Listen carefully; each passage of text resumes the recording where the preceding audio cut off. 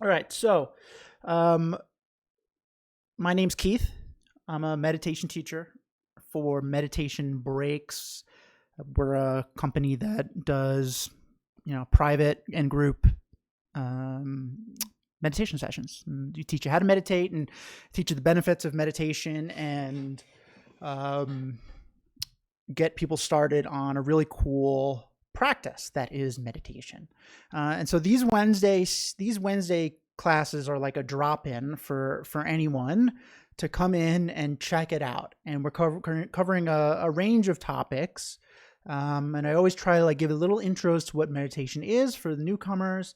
And I know a lot of you are returning, which is awesome. And it's about time we see the mic. Yeah, it's great that you guys are coming back because there's a lot of, we're basically just like building on each of the things we're talking about. And part of meditation, actually all of meditation, what meditation actually is familiarization with something, right? Hey, Becca, welcome. So it's familiarization with anything, and we want to familiarize ourselves with good things, like because we're usually familiarizing ourselves with being angry at people and being disappointed and stuff like that. So that's just to say that there's a lot that meditation covers, and the Wednesday class is going to mix it up a little bit. Today we are continuing what we started last week, which was a look at anxiety. Right. And that's a pretty huge topic. It's I would say, in my experience, the most common entry point into meditation is people wanting to manage, eliminate, deal with, whatever you want to say, their anxiety. So last week we started talking about that, and we got through two of the three steps of using meditation to help with anxiety. So I just want to recap that very quickly because there are a lot of new people here. If you want a more in-depth explanation of that, you can check out last week's video on the YouTube channel. But let's just recap where we are because it's been a week, right? So anxiety is ultimately a exaggeration of a future outcome, right? And we're going to talk a lot about that today in like the third step of what we're going to do with our anxiety and meditation. But the first thing that we learned last week was we have to get better at recognizing our anxiety. And I know that you recognize when you're anxious. Like that's the problem, is that you recognize it. If you didn't, it would be like blissfully unaware that we're anxious. But I'm talking about recognizing our anxiety before it kind of escalates, right? And the example we used was a forest fire. Anxiety is like a forest fire. At first it's pretty manageable. We can just kind of, stomp it out or whatever forest firefighters do. But if we let it fester, it becomes a lot more difficult to manage, right? So we got to get good at identifying our anxiety early on. And to do this, we need to develop mindfulness. That's a pretty big buzzword these days. But mindfulness just means watching our own mind throughout the day, right? Being aware of our mind moment to moment. Which usually we're not doing. Usually our mind's doing a bunch of different things and we're like just along for the ride. So last week we talked about doing a mindfulness alarm to help us with recognizing. And the mindfulness alarm, for those that weren't here, was you set an alarm on your phone for once every 2 hours or whatever is comfortable for you. And when this alarm goes off, you're going to take a second and just check in with yourself, like evaluate how you're feeling, evaluate if you've been anxious, how you just check in with yourself. And this is at first it's going to feel weird. It's going to feel forced because it kind of has to be, because we don't do this normal. We don't normally check in with ourselves periodically throughout the day. We might check in with other people. We aren't checking in with ourselves. So the alarm kind of helps remind us like, oh, okay, let me force myself to do this. And over time, it will become less forced. It'll become more natural. You'll be checking in with yourself without the alarm. And you'll get better at monitoring your own mind. And you'll be able to see when your mind is becoming anxious earlier on in the stage of anxiety, right? So that was step one. Now, step two was we're going to reduce our anxiety a little bit, right? And that was dependent on two things: acceptance and space. So acceptance, we need to accept that we're being anxious in that moment. We need to work on not trying to wish our anxiety away, right? Because wishing our anxiety away, what it's really doing is it's reinforcing our mind's connection that this is bad, that this is catastrophic, that this is it's like an alarm, like, oh, no.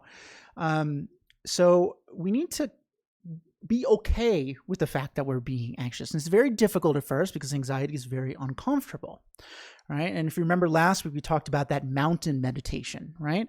Where we're thinking about being like a mountain, we're being able to weather changing storms and things like that, knowing that inside we are okay. Inside we are still very peaceful, still very calm and able to handle things that are going on externally around us, right?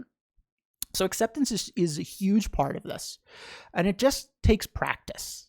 At first, verbally say, I am having anxious thoughts right now. I know it sounds weird, but it's helpful to get it out, even verbally. It's helpful. So then I'm sorry I'm flying through this because we have a lot to talk about, and I don't want to waste too much time. But the second part of reducing our anxiety is creating space. This is very important. And the space we're talking about is mental space. Okay.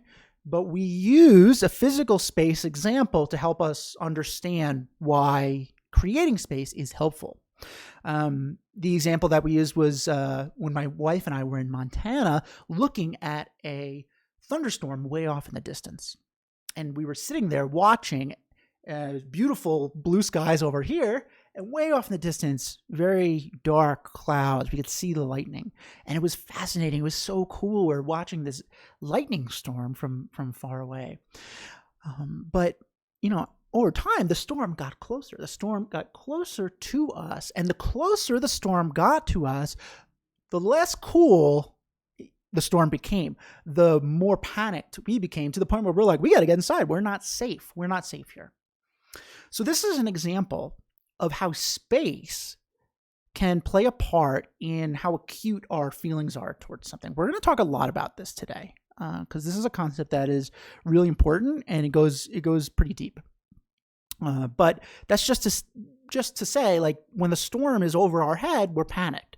When it's farther away, we're less panicked. We can view it in a different way. So the way we're going to create space is with breathing meditation. Pretty basic, preliminary meditation. And we're going to do that right now. So we're going to do a breathing meditation now. I'm going to guide it. And the reason why I want to do this now before we get into like the meat of what we're going to talk about today with our third step, which is remedy, how we remedy anxiety, is because breathing meditation creates space. And not only does that help with anxiety, but it helps us think more clearly, right? And so it'll help us think more clearly about some of the concepts we're going to talk about. So if you're new to meditation, all you have to do is follow what I'm saying. It's pretty simple. So ultimately, breathing meditation is us focusing exclusively on our breath to the point that the bombardment of thoughts that we normally experience aren't there. And this is very similar to if we're in like the zone working on something at work or something like that. We've all had that experience. The distractions around us become less distracting. So we're going to just focus on our breathing. And then when we notice that our attention is not on our breathing, it's thinking about something else, be it our anxiety or what we're going to do later or whatever, we're just going to gently bring it back to focusing on our breathing. And we're going to repeat this throughout the course of this very short breathing meditation. We're going to keep this nice and short. And we're going to do what we did last time and do a counting breathing meditation, where we're going to count our breaths. This is very helpful for anxiety because it's very helpful when our mind is super, super busy. Okay?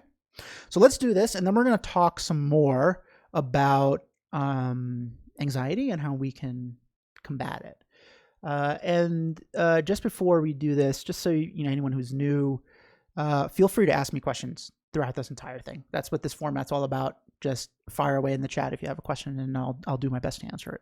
Okay? All right, so we're going to do a breathing meditation. So wherever you are is perfect. You do not need to change anything about where you are or what you're doing. That's what's great about meditation. You have everything you need. You're ready to go, okay?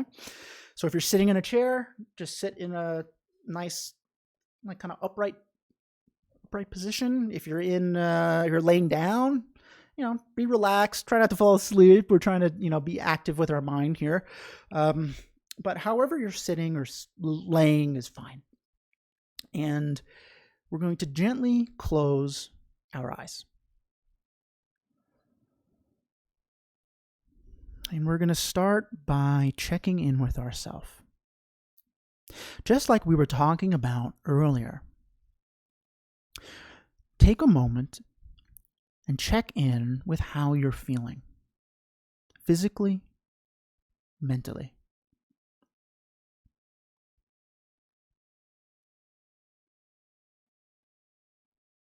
How do your feet feel on the floor?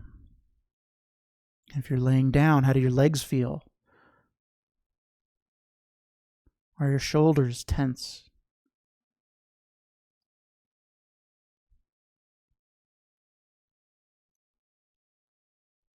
We can check in mentally too. How are we feeling? Are we feeling nervous about learning to meditate? Are we feeling nervous about something that happened earlier or something we have coming up?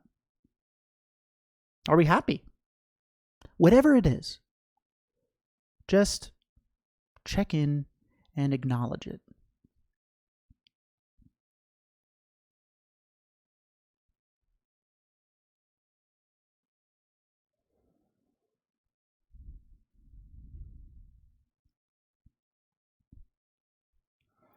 And having checked in with ourselves, having worked on our mindfulness a little bit, we can turn our attention to our breathing, in and out of our nose, very natural, very gentle.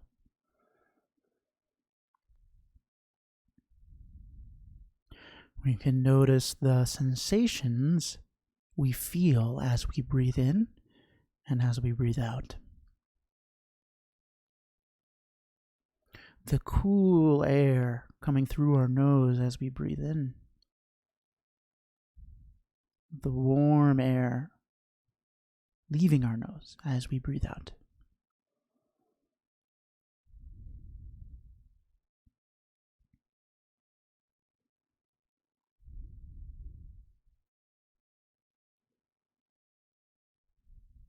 And sometimes when our mind is very busy with thoughts of the day, either coming up or that have passed, it can be helpful to count our breaths, to give our mind a job.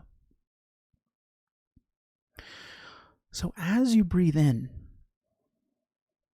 and as you breathe out, every time after you exhale, say in your head, 1. And then the next time you breathe in, breathe out, 2. Breathe in, breathe out, 3. See how high up you can count. before you notice your attention has drifted.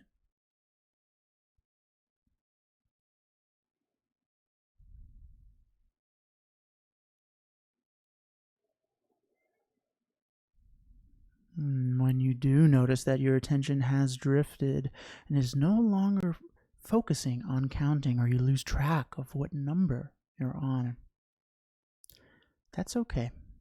Just start over at 1. Gently breathing in, gently breathing out.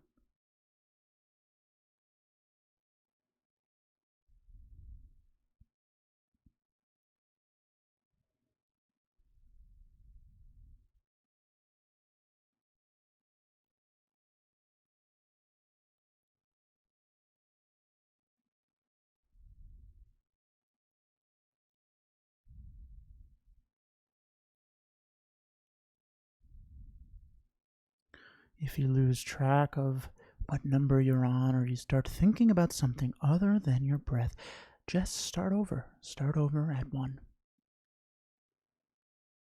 Go back to focusing on your breathing, to focusing on enjoying your full breath in and enjoying your full breath out.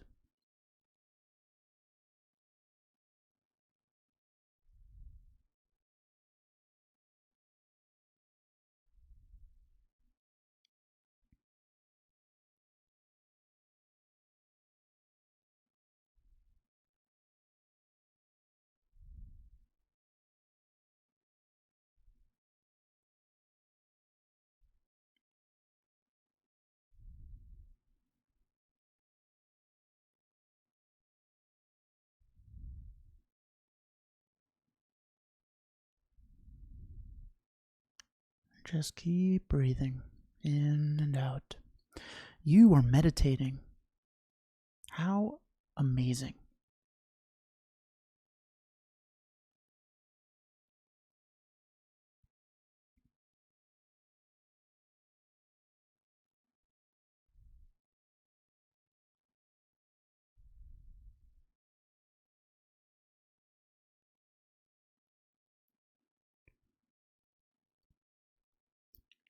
Okay, and when you're ready, you can relax your concentration and open your eyes.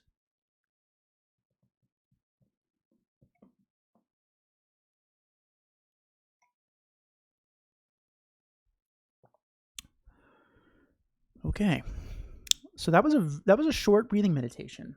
Was that anyone's first time meditating? If you're comfortable saying so, I'm just curious. I know there's a lot of people returning. If it is your first time, or even if you're returning, how did it feel? Oh, great, Ed. Thanks. I'm glad it went well.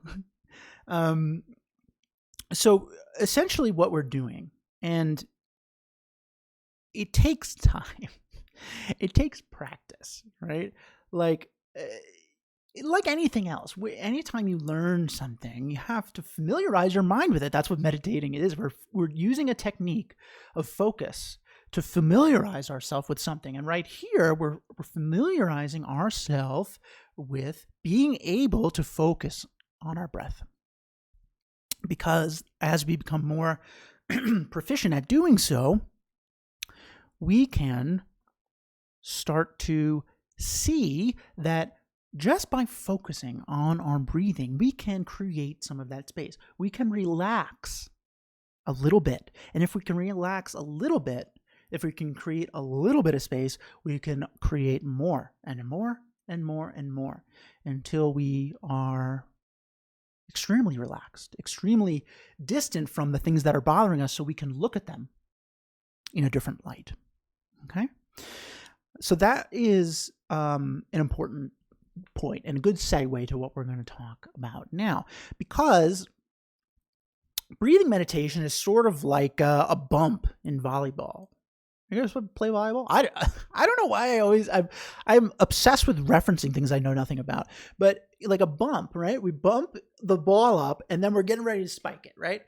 Over the net. So we have just bumped our mind with breathing meditation, and now we're going to spike it with investigation. These are the two things, right? So we need to clear our mind of some of the cluttered thoughts, and then we're going to use our clear mind to investigate things in our life, to become familiar with things, familiarization, right? And the example I always like to use is imagine you're at a lake and you're looking at the reflection in a lake and it starts to rain, right? And I ask you, describe to me the reflection in this lake. You're going to be like, I don't know, I can't really see it. The raindrops are making it hard to see, right? And the more it rains, the harder it becomes to see the reflection in the lake. So breathing meditation allows us to clear away some of the raindrops, right? Those raindrops are our bombarding thoughts that are going on in our head all day long, exhausting us, right? And so we're going to clear away some of the raindrops. We don't have to do all of them. We're going to clear away some of them. And that will allow us to see the reflection more clearly. It will allow us to think more clearly. Okay? So the thing we're going to investigate today is anxiety. We're going to continue our investigation with anxiety.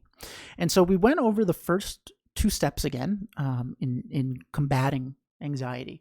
And now we're on step 3. And the step 3 is remedy. Okay?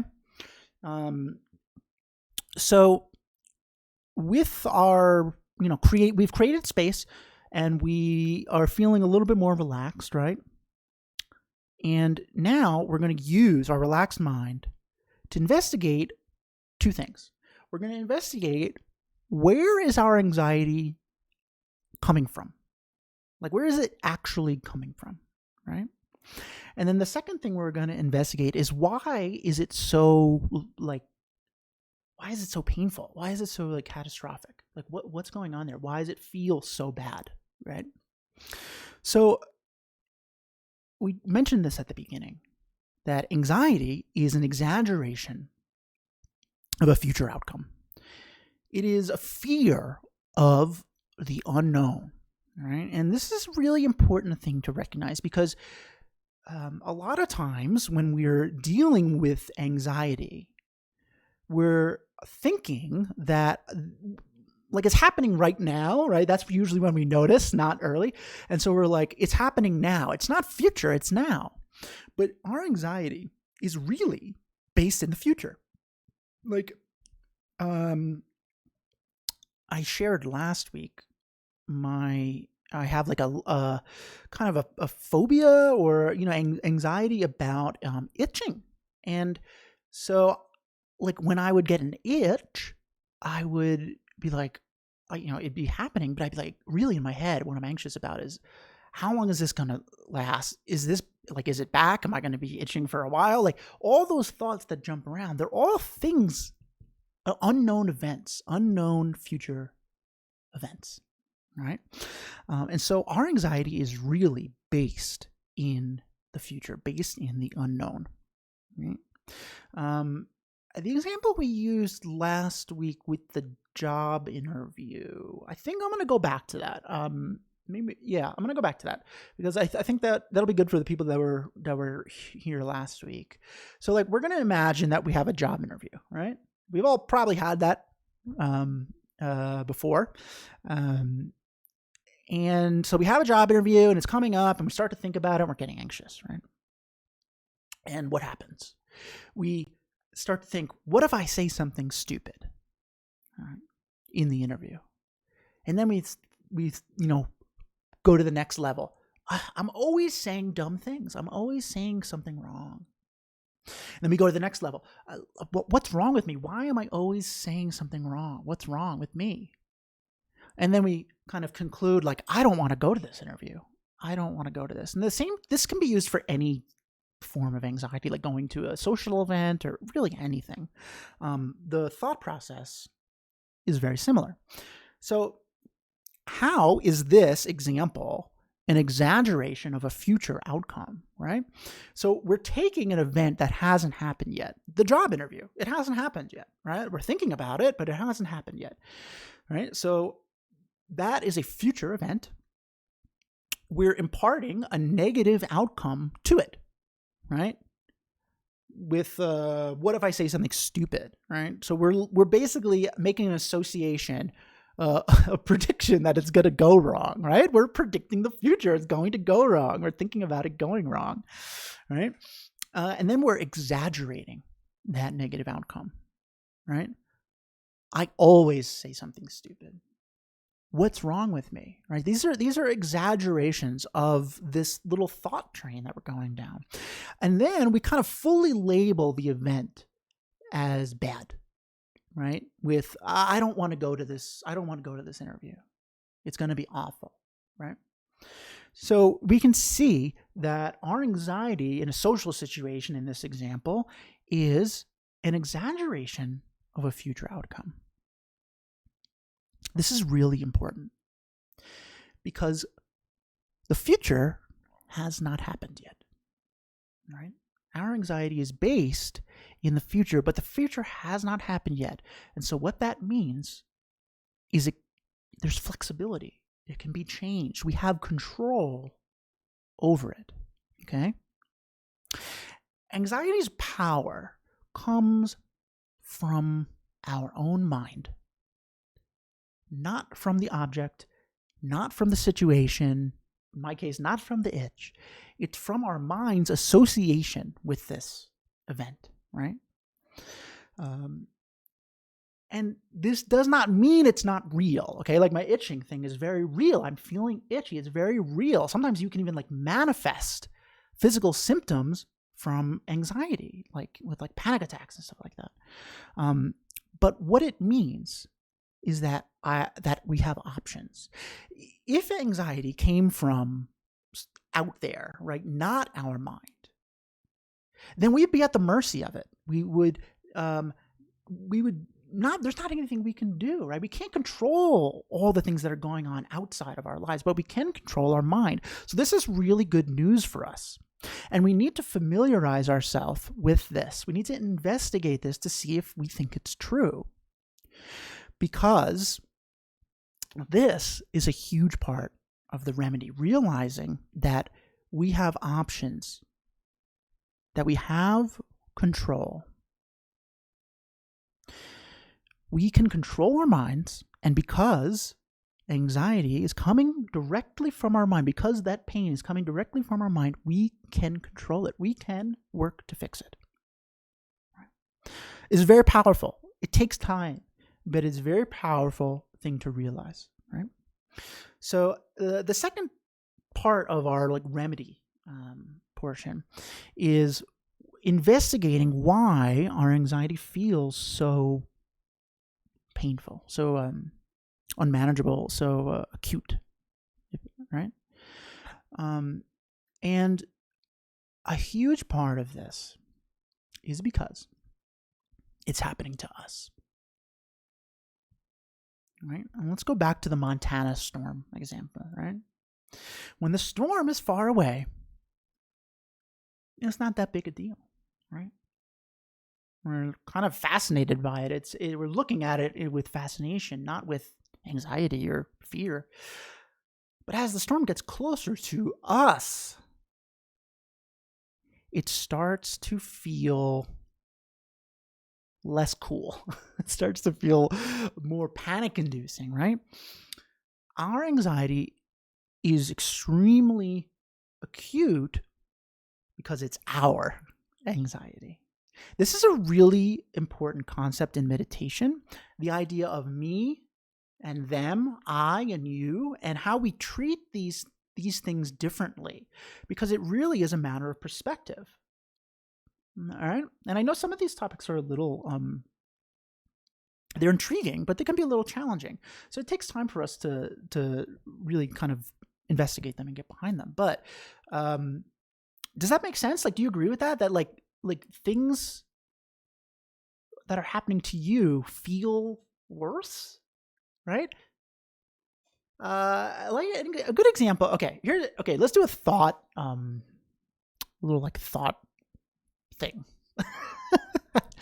Let's imagine that you wake up and you have your coffee and you're going to go out to your mailbox to check your mail, and you get out there and your car is missing. You look around, you can't find it, you don't know where it is. Your car's been stolen, right? So what happens? Your mind starts to go down like kind of a rabbit hole of how am I going to get to work? I can't afford to get a new car.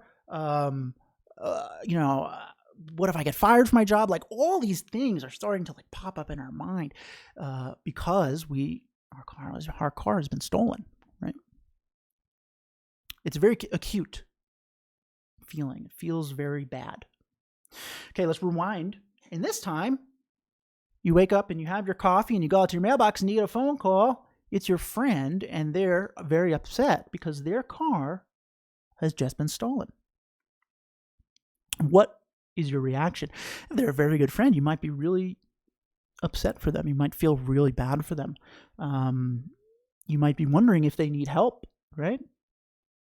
But the panic is different. The level of panic is different than when it was your car. You think that's true? Let's rewind again. You have your coffee, you go out and you go to get your mail. And as you're walking back, two people that you've never seen before, you overhear them saying how, yeah, and then my friend, their car got stolen, right? And what do? You if you even think about it for more than a second, right? Like normally we don't, right? We don't even think about it. It's not a problem for us, right?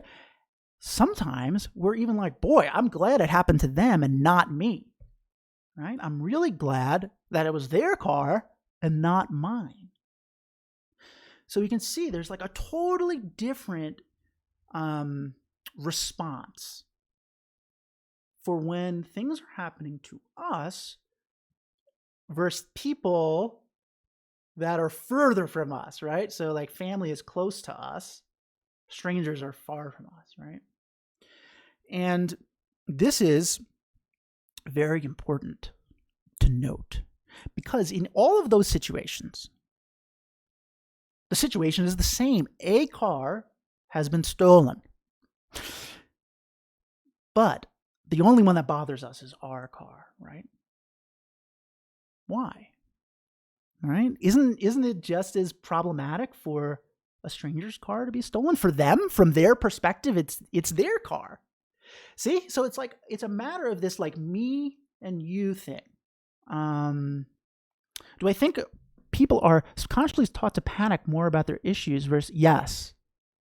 So that's a really good point. And this is like one of the most massive things about like contemplation, which is like the investigation portion of meditation,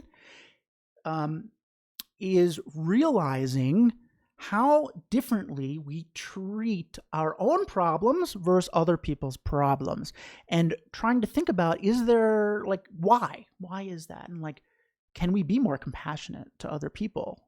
Like, can we put ourselves in their shoes and vice versa almost? Like, can we like not be as crazed about things that are happening to us, thinking like, if this happened to somebody else, I might look at this as more objective, right? So this is a really big thing for anxiety because anxiety happens to everyone. There isn't a person on this planet that isn't anxious at some point or another. Look, it affects people in different ways, but everyone has anxiety. We are not alone in trying to deal with our anxiety.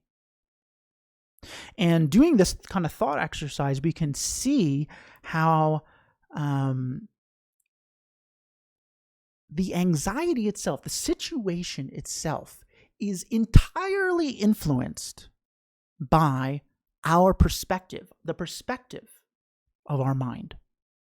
My social anxiety versus your social anxiety. So a good method that I like to teach and do, because I have anxiety just like everyone else, is when you're upset about something, try to really think about like your friend having it. Like, what advice would you give them? Because the advice we give other people is always more reasonable than the advice that we give ourselves, right? Because the storm is further away. Does that make sense? I hope so. Okay, so we're going to do a investigation, a contemplation, and it's going to be like a little bit of a two-parter because I want to get both of these things in. I want to get in.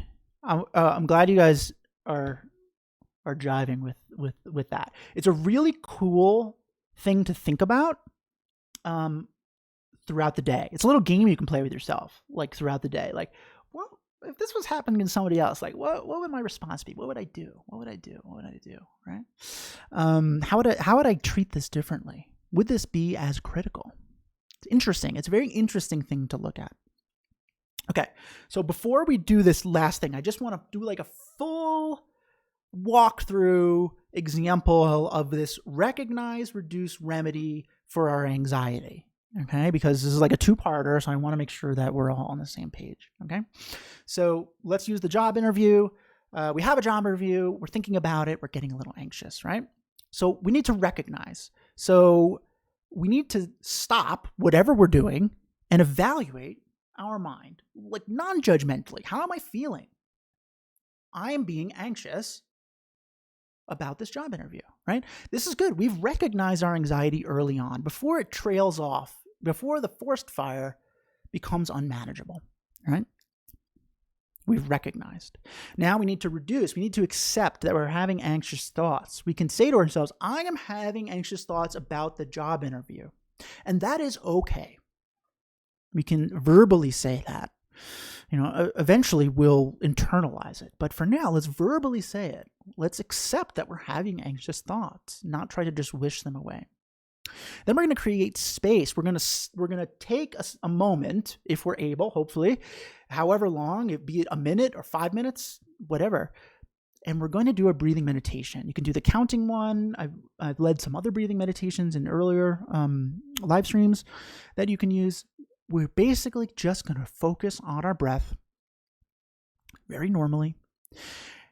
And then think about how our breathing feels, really connect with it, and then bring our mind back to our breath whenever it moves away. Okay? So we're going to create space by doing a breathing meditation, and that's the reduced portion. And then we're going to remedy.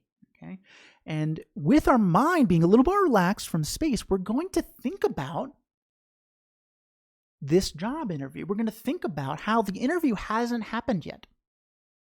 The idea that the interview will go poorly is an assumption. It is only thoughts. It's just thoughts in our mind. It does not exist elsewhere besides our mind. The fear of it going poorly must be derived from our mind because the event has not happened yet, right? Where else could it be living? And we can think about how wonderful that this is true because it means that we have control over the situation because we have control over our minds. Right? And you can even use this. Imagine your friend having the interview, right? Imagine a stranger having the interview. What would you tell them? What advice would you give them if they were feeling anxious about it? Then can you take that own advice? All right? And then we want to sit with this. This is the big part of the remedy. We need to familiarize ourselves with this. So when we think about these things, we want to just kind of like soak in them a little bit. Just think about them. Okay. So that's like a kind of a little walkthrough. I just wanted to make sure we got through that. All right. We're going to do a meditation / contemplation on the two things we were talking about for the remedy portion. Sound good? Okay. Any questions before we do this? I know I was talking a lot. There's a lot to get through. Anxiety is a big issue. There's a lot going on. 2 sessions, not enough, but that's what we got. All right, so we'll do some questions. If you have questions, I'll answer them after the meditation, maybe. We can have a little Q&A like we always do. But for now, let's get into our contemplation, our meditation, okay? All right, so we're going to sit very comfortably and close our eyes. And we're just going to go back to focusing on our breathing.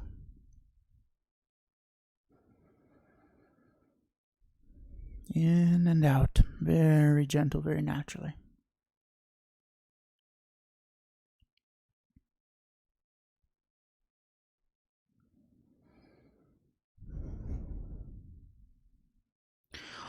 And for this meditation, we can imagine that our mind is like a vast blue sky, clear, boundless, gorgeous sky.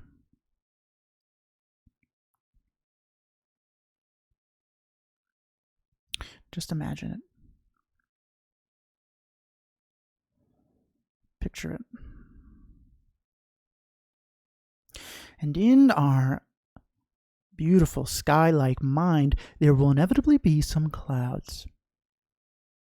Normally, we focus on the clouds. But we don't have to. We can focus on the sky. We can continue to focus on the sky, even if there's clouds.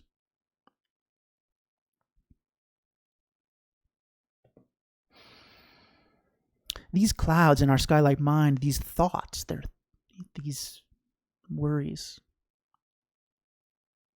they're based in the past and based in the future. Some of these clouds are based in the past, such as worrying about something somebody said to us, being upset about something somebody said to us.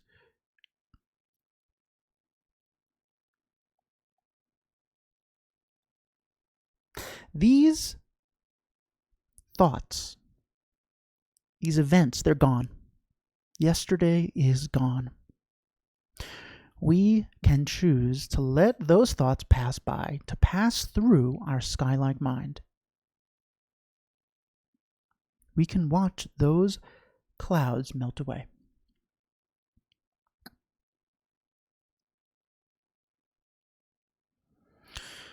The other clouds in our sky-like mind are thoughts of the future, events that are coming up, worries, anxiety.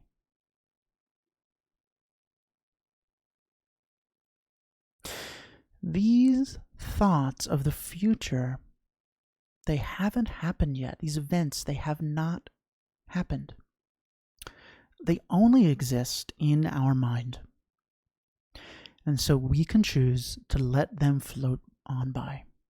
We can watch these thought clouds of the future melt away.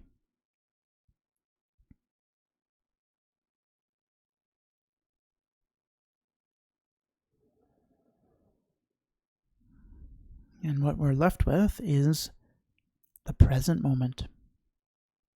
Our thoughts of the past are gone, our thoughts of the future are gone, and we are living in the present moment. We are living in reality. How wonderful.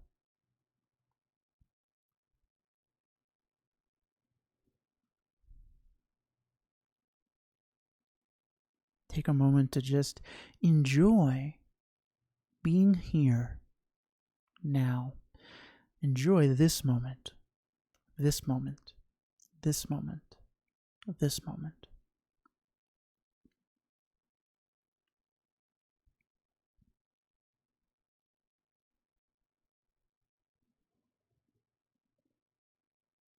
Relax into your sky-like mind.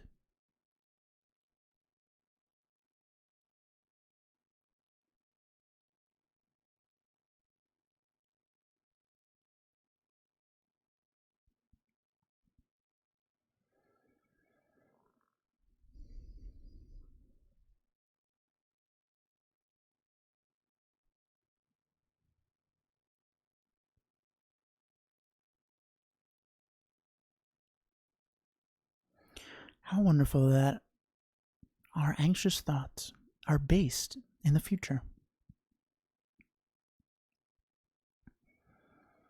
This means we have control over them because the future has not happened yet. How wonderful that this is true.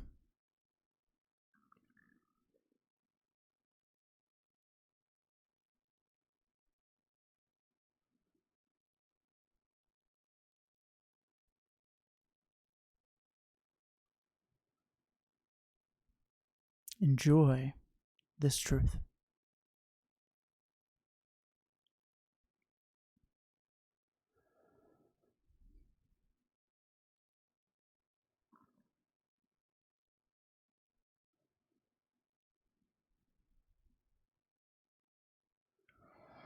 And with ourselves, feeling a little more relaxed, a little more calm, a little more present, a little more mindful, we can do a thought experiment. We can bring to mind a time that we felt really embarrassed. Maybe it was in a work meeting and we were speaking and we said something either incorrectly or somebody didn't like it and we're embarrassed. You know that feeling of being embarrassed, pit in your stomach. It's painful.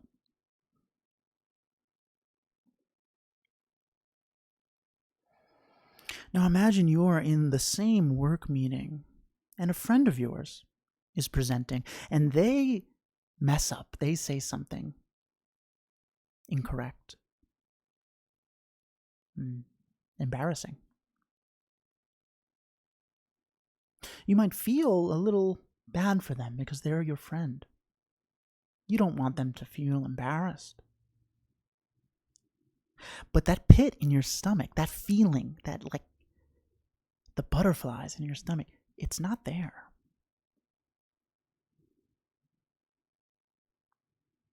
Your reaction to saying something incorrect in a meeting is different for your friend.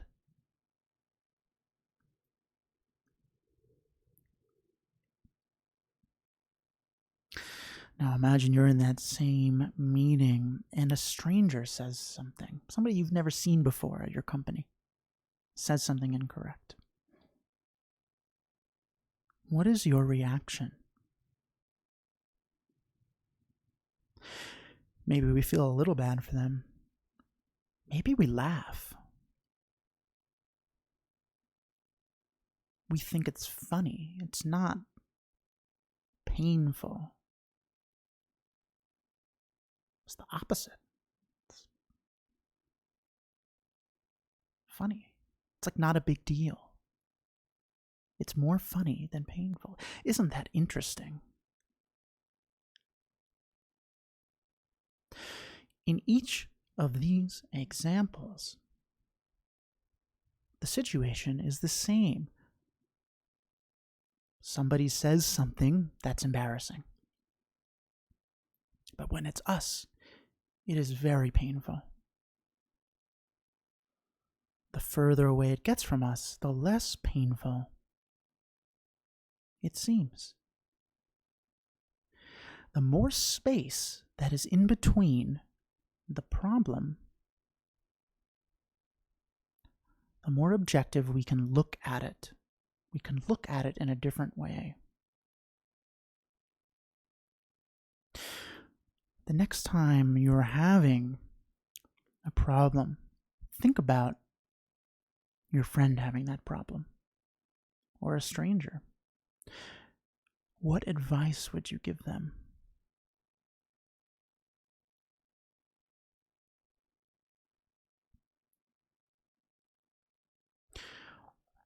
The recognition that things that are happening to us, to our mind, are more painful is extremely important for anxiety. The next time you're feeling anxious, remember that right in this moment, somebody else is also feeling anxious, a stranger. You're not alone. What advice would you give them? Play around with this in your mind.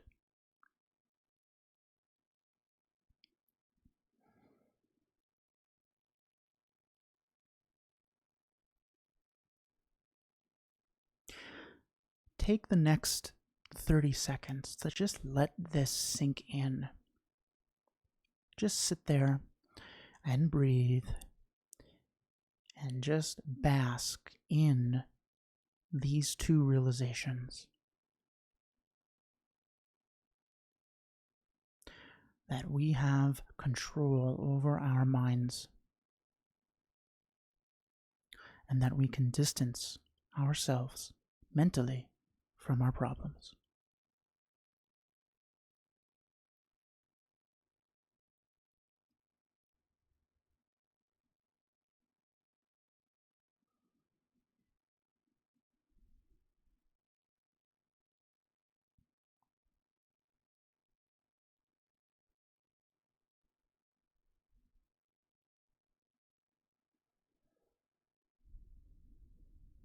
Okay. And when you're ready, you can relax and open your eyes.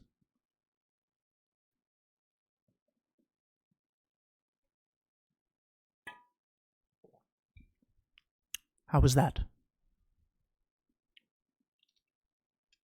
That is a what we'll call a contemplation. We're thinking. We're using our mind critically, and we're thinking about something. We're thinking about our anxiety and where it comes from and how it affects us differently depending on whose anxiety it is, right? Mike, I'm glad you enjoyed it. This is a really important thing. Yes, Jay, perspective is so important, right? And we're going to talk about more about this kind of idea of me versus you, me versus them, more in some of our later sessions, like when we're talking about compassion or kindness, right? But it's really important for anxiety too. It's really important to recognize how much worse it feels when it's happening to us. And play around with that. Like, have a little fun with that in your mind. Think about it happening to somebody else and what your reaction might be. It's very interesting. It's very interesting. We don't really think about this, but it's very interesting when we actually sit down and do. Okay? Okay, so next week, I was going to start procrastination, meditations on procrastination, but I think, Becca, I'm really glad you enjoyed this. Thank you for coming. I think I'm going to put that on hold for one more week. Next week, what I want to do is I want to really sink in. Sherry. I'm procrastinating. I'm procrastinating on procrastination. Oh my gosh, look at me.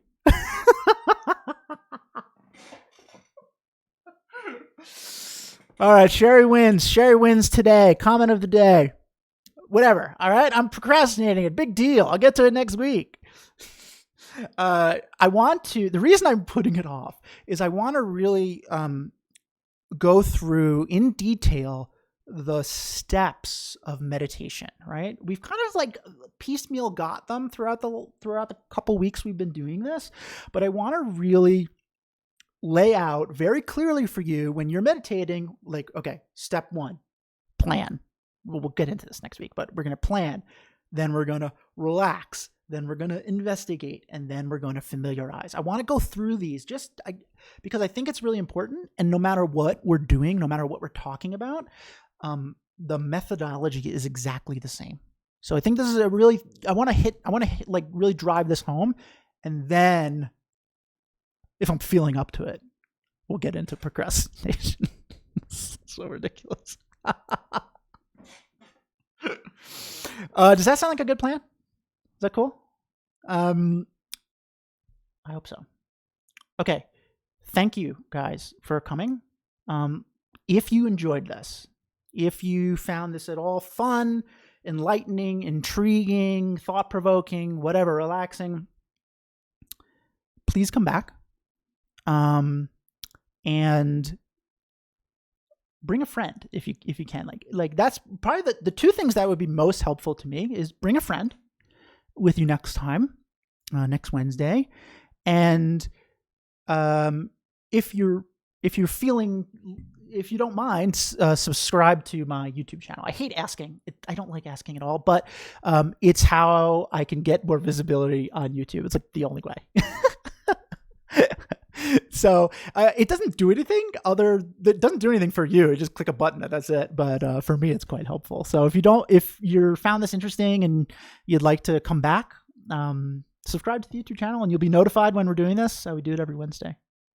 Any questions before we part ways for the week?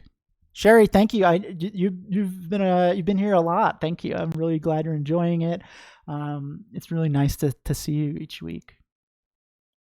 Any other questions from anyone before we sign off? I know it's getting late in certain areas of the world.